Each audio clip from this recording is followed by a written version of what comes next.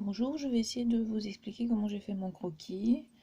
Pour nombreux d'entre vous, c'est une évidence, mais ça peut toujours être utile de l'entendre encore une fois.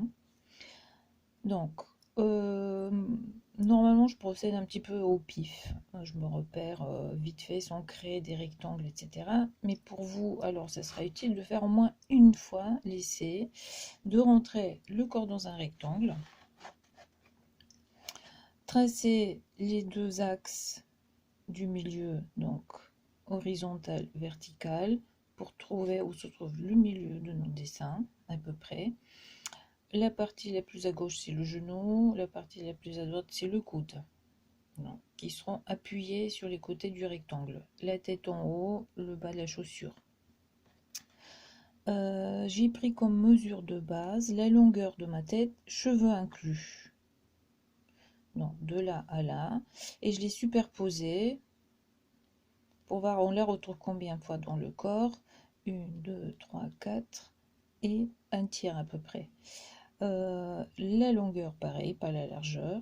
La longueur de la tête aussi, à peu près 3 fois, un petit peu plus que 3 fois dans la largeur de notre dessin. Et donc j'ai placé d'abord la tête comme un ovale sans détail.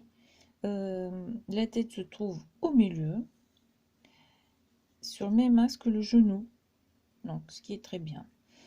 Ça va nous faciliter la tâche. Donc j'ai placé l'épaule, le coude qui touche le côté de notre rectangle, le virage ici, et donc après j'ai placé le genou, qui est très stratégique. Pourquoi? Parce qu'il est sur la même ligne que la main, et peut nous servir de repère pour l'autre main aussi, que j'ai fait d'ailleurs un petit peu bas. C'est pas grave, ça se corrige. Donc je peux remonter très légèrement.